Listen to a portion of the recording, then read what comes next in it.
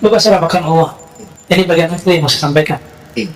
Kalau mau ingin husnul khatimah, mau husnul khatimah nggak? Meninggal husnul khatimah, perbanyak amal dalam keadaan khalwat. Sebelum subuh, sebelum berangkat ke masjid, atau sebelum tidur, atau beramal sunat di rumah, perbanyak amal. Hatta hari ini kita nggak tahu, hatta anak kita nggak tahu kita lagi zikir apa. Kalau bisa begitu. Hatta pasangan kita nggak ngerti berapa jumlah zikir kita. Mungkin dia tahu teknik zikir kita, tapi tidak tahu berapa jumlah zikir. Dan jangan pernah keluarkan saya zikir sekian, kecuali antum jadi guru lalu ingin memotivasi murid. Jangan pernah. Suatu kali ada seorang datang kepada Imam Abu Yazid Al-Bustami dan mengatakan, "Suntu 20 sana, ya Syekh. Tuan guru, aku sudah berpuasa 20 tahun." Apa kata beliau? "Aftarta. Kamu baru saja berbuka." Karena orang selevel dia 20 tahun berpuasa, seharusnya sudah masuk level puasa batin. Puasa rohani yaitu tidak memamerkan amalan depan orang. Maka kalau pengajian ya, nggak usah pasang postingan lagi kajian nih gitu.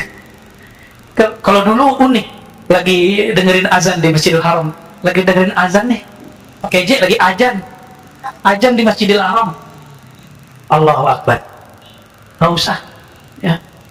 Bangun tidur malam hari, bangunin teman. Bangun dalam hati, nggak selamat, biar teman tahu aku udah bangun duluan.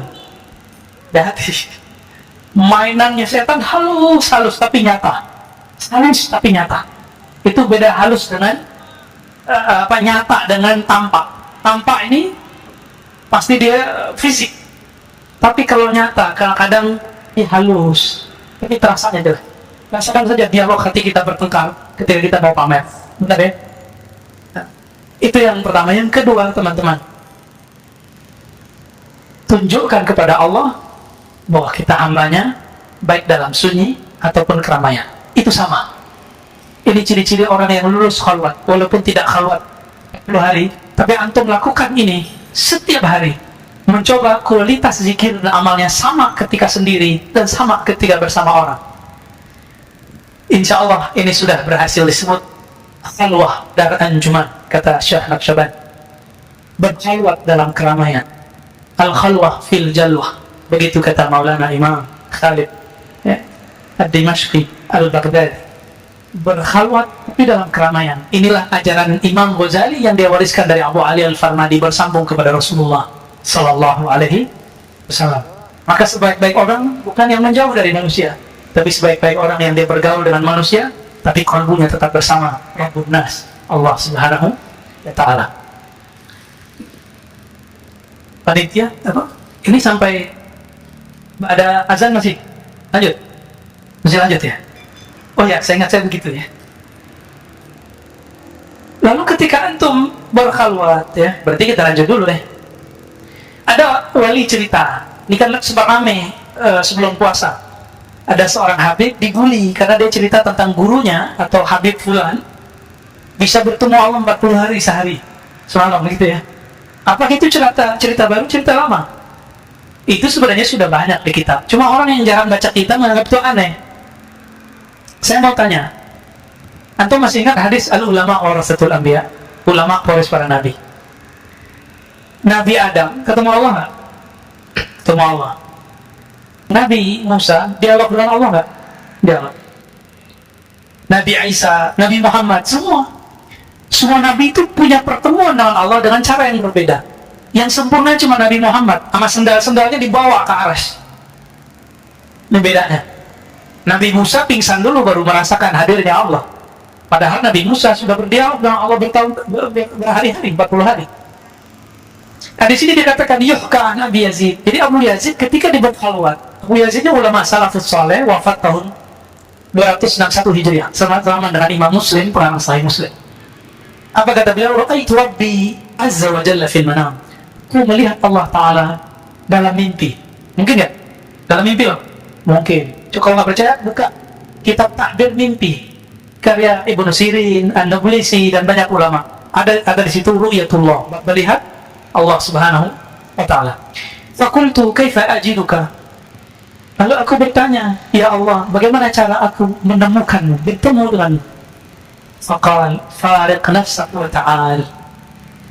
Hai Abu Yazid, Farik nafsak, tinggalkan egomu, nafsiyahmu. Ta'al, ayo kita ketemu. Maksudnya apa? Maka yang menghalangi kita dengan Allah itu apa? Nafs. Angan-angan, masa sih? Gak mungkin lah. Zikir 100 kebanyakan, apalagi dikasih 1000. Apalagi antum kena racun bilang zikir 1000 bid'ah. Ya? Iya, salam. Azan dulu ya. Azan dulu, kita lanjut tanya jawab. Pesan kepada beliau. Ilbas ma'annas ma'ilbasu. Kalau kamu ingin mengikuti petuah uzlah yang sesuai dengan zaman kontemporer, zaman sekarang, zaman now ya, hijrah zaman now. Gimana? Ilbas ma'ilbasu. Pakailah yang mereka pakai. Berkendaralah dengan apa yang mereka kendarai. Maka beruzlah itu bukan berarti menanggalkan perangkat-perangkat hidup. Itu fasilitas, pakai aja ya. Kita nggak dilarang pakai, itu yang penting halal ya. Ilbas ma yalbasun ya. Mereka bisa pakai mobil mewah, tuh pakai mewah boleh, tapi jangan nunjukkan nih lo Islam bisa pakai. Nggak, Islam nggak perlu digitu-gituin, nggak perlu dikasih tulisan Islam itu mewah, nggak perlu juga ya. Jadi kita ketika membuat tulisan-tulisan kaligrafi nampilin di perangkat-perangkat kita punya kita, bukan tujuannya untuk menunjukkan Islam begini loh, enggak. Terlalu kendil Islam kalau kita yang menerjemahkan. Ya. Ilbas ma yalbasun. Dia pakai apa yang mereka pakai. Jadi bukan berarti menanggalkan sisi manusiawi kita, enggak. Wa tanawal mimma yakulun. Makanlah apa yang mereka makan. Mereka jalan-jalan, kamu jalan-jalan ya. Tapi satu, wanfarid anhum bisir. Tapi sir kamu tolong jangan terkontaminasi oleh apa yang kamu pakai, apa yang kamu makan. Gaya hidup lifestyle itu bisa nggak kira-kira? Bisa, serius? Anda belum bisa, masih belajar. Tapi kalau kita belajar, mau belajar, ya sama-sama kita berlatih. Maka setiap hari teman-teman, biar sukses di sini, ketika memakai apa yang mereka pakai, kita punya pakaian, punya rumah, punya ini, punya itu, niatkan, ya Allah, aku ingin menunjukkan rasa syukurmu kepada Engkau. Karena Allah suka melihat bekas nikmatnya itu nempel kepada diri kita. Jadi antum belum bersyukur kalau belum pakai nikmatnya. Pakai ya.